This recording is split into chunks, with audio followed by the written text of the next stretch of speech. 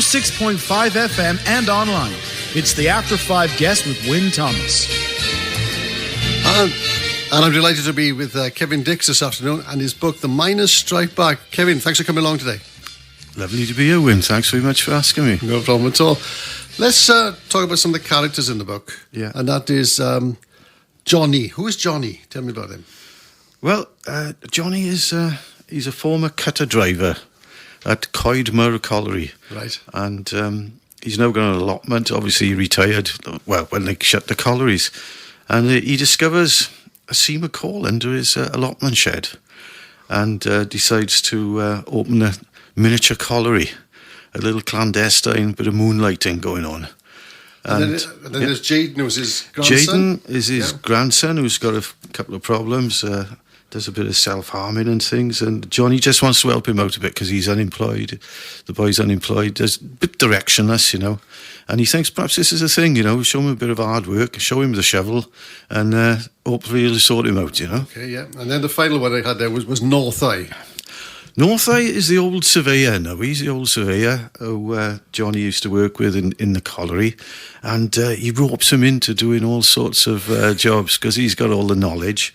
He ropes him in to be the mine inspector, the ventilation officer. Some of the things he doesn't want to do, isn't there? There's a lot of things he don't want to do, but he gets roped because he loves his memorabilia, see. So he's keen.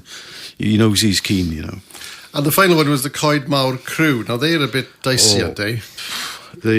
Yeah. Well, you see them in every community, don't you, hanging around the street corners. Well, actually, on the old colliery sites now, right? Yeah. But there's a few of those characters. We got Spider. He's a gangly sort of alpha male character. But he's so gangly, he couldn't stop a pig in a passage, And then we got Lippo, and there's always one of these kids in it with these gangs, the Chopsy one, always starts the trouble, but then hides behind Spider, the hard guy. Then we got Charlie, who's mysterious and who wrapped up like a gothic sort of terrorist, with sunglasses. And then we got the runt of the litter, is Slouch, who's homeless because he lives in his sleeping bag because he nearly burnt a house down while he was away with the fairies one night. So there's a lot of sort of generation gap humour then comes some of these teenagers. Mm-hmm. And, of course, Johnny, who's in his 60s, he's obviously coming up to retirement age, So we got a lot of this generation gap all the way through it. And, of course, there's other veteran miners as well as North Eye. We've got Geronimo and Billy Donkey and Banger the electrician.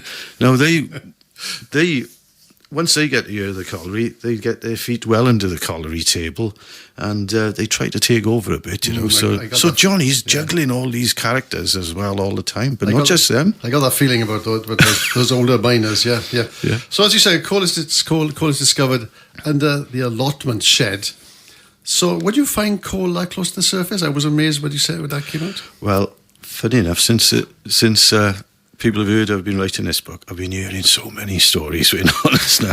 True ones. Because I used to work in the survey department. I worked in Deep Navigation Colliery, Trearis, between 1974 and 1988.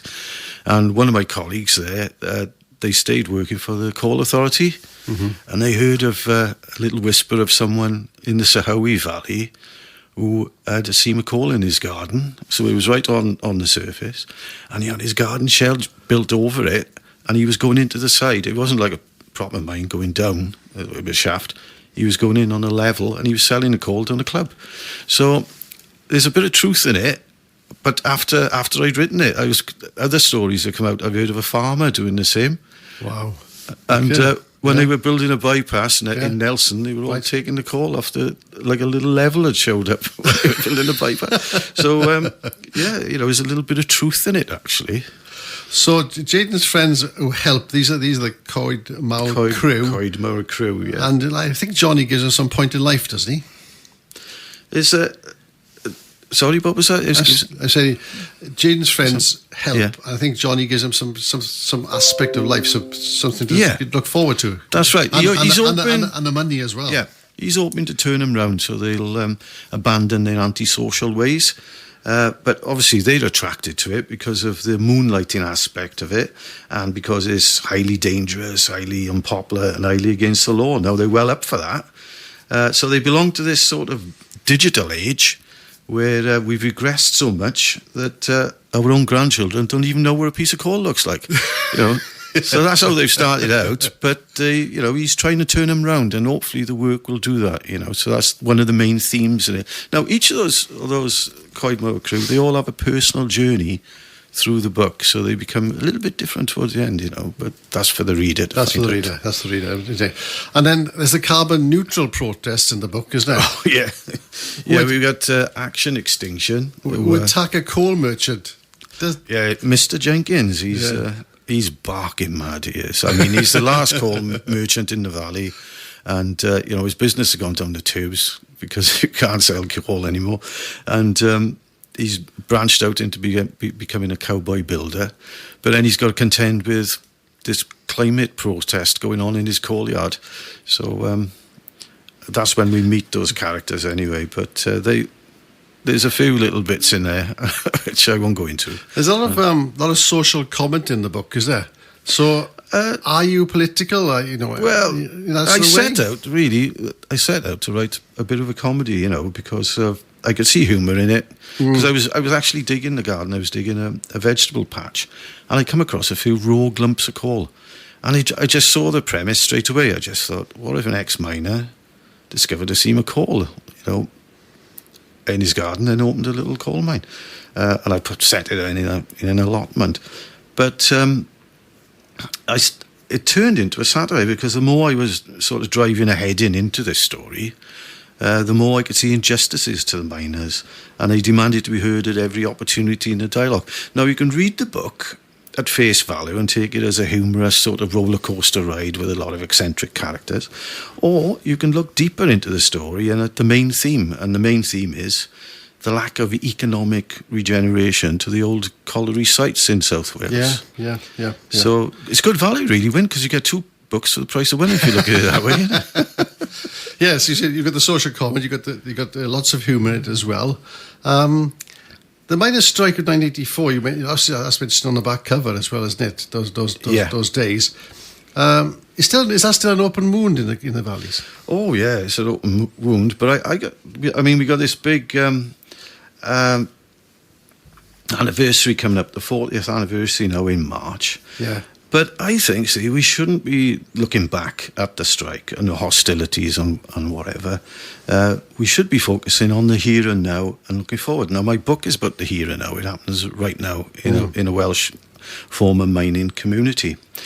Now, I think these mining communities, they've got a lot to offer, because they've all been greened up. They've got cycle paths going through them, which used to be the old colliery railways.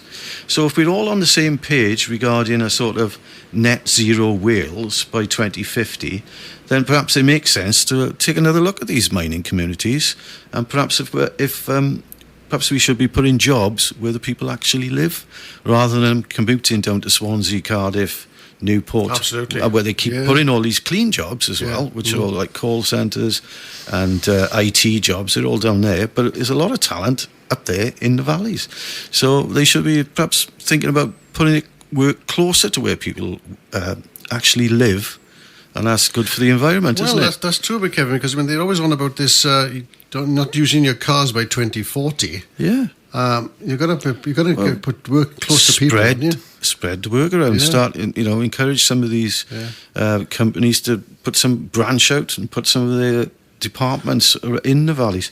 Now, a quarter of the Welsh population still live in these communities, and there's still 20,000 or so people taking mining pensions in Wales. So hopefully the book, Miners Strike Back, through its humour and the satire in it, will send out a reminder that we're still here, and former mining communities, where there were once hundreds of jobs on your doorstep, deserve more than cosmetic landscaping, cycle paths, and somewhere to take your dog for a walk. Is there still you've got a miners reunion in the book? Does that happen? I went to one 2 weeks ago. Okay, good stuff. Okay. Yeah, I went to one 2 weeks ago. So, yeah. So, were you still working in the mines in 1984? Yeah, I was still in the mines, and I finished in 88. Right, I did. Right. The colliery shut in 91, so I retired before then from the mining industry. But like I say, if we keep looking backwards, because they took all the jobs away from these communities, which were right on the doorstep, are they going to be like that for the next 40 years? Well, something's got to be done about that, isn't it? Yeah. So, sorry to interrupt.